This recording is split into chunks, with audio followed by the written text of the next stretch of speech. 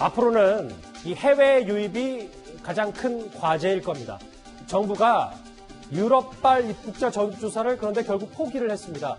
최근 예상보다 훨씬 많은 1,200명 넘게 인천공항으로 몰리자 이틀 만에 전수조사 자체를 접은 겁니다. 22일 0시부터 유럽발 입국자에 대한 전수검사가 시작됐습니다. 이틀간 2,300여 명의 유럽 입국자들을 임시시설에 수용하고 검사하는 과정이 원활하지만은 않았던 것으로 알고 있습니다. 오늘 이 얘기를 좀 먼저 해보겠습니다. 하정대 국장. 예. 결국 갈팡질팡했던 비판을 받았던 유럽발 방역에 대해서 전수조사 포기를 했습니다. 어떻게 봐야 될까요? 예. 사실은 이제 지금 계속 외국에서 들어오는 국민들이 많이 이제 늘어나고 있는데 특히 이제 유럽이 폭발적으로 코로나 바이러스가 늘어나니까 지금 전체 유럽에서 들어오는 사람의 85%가 우리 국민이거든요. 미국에서 들어오는 사람들 같은 경우에도 지금 2-3천 명씩 들어오는데 그 사람들 중에 한 90%가 우리 국민입니다. 예. 그런데 거기에서 이제 사실은 전수조사를 해가지고 모두 거기에서 혹시라도 코로나 바이러스에 걸린 사람을 잡아내겠다 이렇게 한 건데 전수조사를 하려고 보니까 사실 지금 하루에 외국에서 들어오는 사람들이 한 7천여 명 되거든요.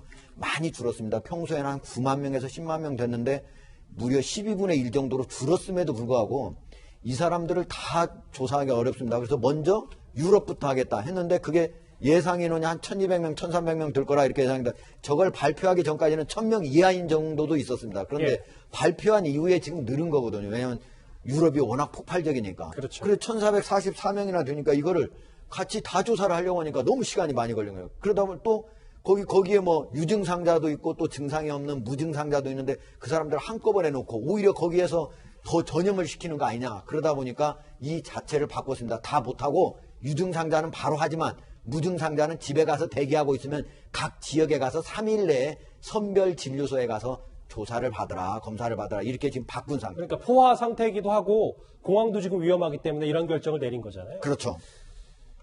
이렇게 유럽발 입국자들에 대해서 방역도 뭐 100% 제대로 되지 않으니까 앞으로 2-3배 많은 미국발 입국자들은 어떻게 전수조사할 거냐라는 얘기가 나올 수밖에 없겠죠. 그런데 오는 27일 0시부터 시작되는 미국발 입국자에 대한 검역 강화 조치도 분명히 발표가 됐기 때문에 무늬만 검역 강화 아니냐라는 지적까지 나오고 있습니다. 미국의 확진자가 급증함에 따라서 우리 국민들의 귀국 수요가 늘어날 것으로 예상되는 상황에서 미국발 입국자에 대한 강화 조치가 시급합니다.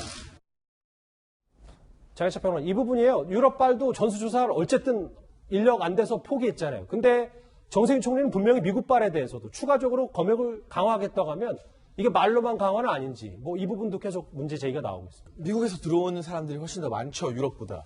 그렇기 때문에 이 검역 인력을 투여하기가 힘들다는 것을 이해는 합니다만 유증상자에 대해서 진단검사하는 건 너무나 당연하죠. 유럽이든 미국이든 어디든 전 세계 어디서 들어오는 사람 중에 발열이나 뭐 호흡기 질환이 있는 증상이 있다면 당연히 코로나19 검사하는 것이고요. 관건은 무증상자를 어떻게 대우할 것인가가, 어떻게 대처할 것인가가 입국 제한의 핵심입니다. 예. 유럽발 같은 경우도 전수검사에서 한 발짝 물러서서 3일 이내에 근처 보건소에서 하겠다. 여기에도 우리 국민들이 우려를 표하게 되는데 미국 같은 경우는 아예 들어오는 사람들 증상이 없으면 검사 대상 아니라는 거죠. 본인이 스스로 증상을 느끼거나 먼저 재발로 검사받지 않는 이상은. 그런데 무증상 감염이나 경미한 증상으로 인한 감염자들이 지역사회에 만약 바이러스를 퍼뜨리게 됐을 때 이 뒷감당은 누가 하게 될 겁니까? 결과적으로 우리 정부가 입국 제한, 입국 금지라는 강한 카드를 쓰지 않는다는 모습을 끝까지 고수하기 위해서 유럽에 대해서도 미국에 대해서도 조금 계속 미온적인 조치를 취함으로써 방역의 구멍을 뚫고 정말 효율적인 조치를 못하는 것은 아닌가 싶은 그런 우려가 듭니다. 그래서 방역 전문가들은 현재의 소극적 대응이 방역 초기에 중국 입국 금지 문제에 대해서 미온적으로 대응했기 때문 아니냐 여러 가지 해석들이 나오고 있습니다. 관련 목소리 들어보실까요? 우리도 물론 국민의 안전이 제일 우선입니다. 그렇지만 그 밖에도 다른 여러 가지 사안을 고려할 점들이 있다고 생각합니다. 만약에 중국에서부터의 그 입국을 완전 차단을 했다고 하면은 꼭 필요한 여행이 안 됩니다. 오 교수님, 뭐 보시는 것처럼 처음부터 중국을 막지 않은 게 옳은 판단이었으면 끝까지 주장하는 것이다. 아예 입국 금지로 갈 필요성도 있다. 뭐 이런 주장까지 나오고 있는데 네. 어떻게 좀 보세요?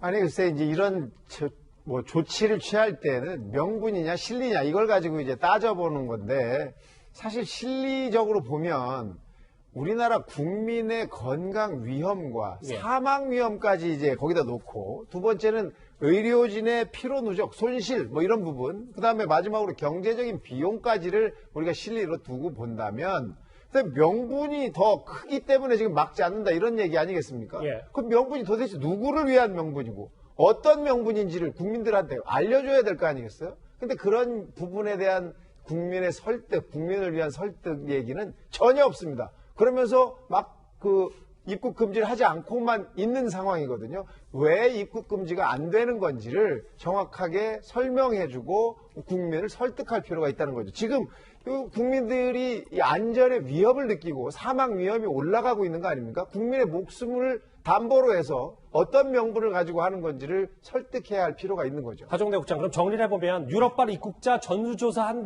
했다가 결국 포기한 것도 중국 첫 번째 단추, 이렇게 입국 금지를 못해서 이게 계속 이어진다고 보시는 겁니까?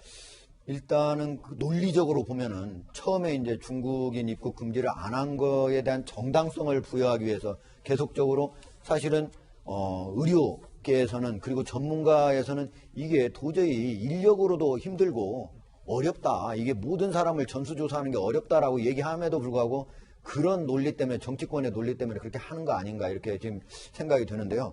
사실 지금 이제 제가 한번 확인을 해봤는데 법무부에 24일 날 입국자가 7,491명이었습니다. 예. 그 중에 외국인은 1,689명이에요. 한국인이 5,802명이에요. 그러니까 78.5%가 모두 한국인이야.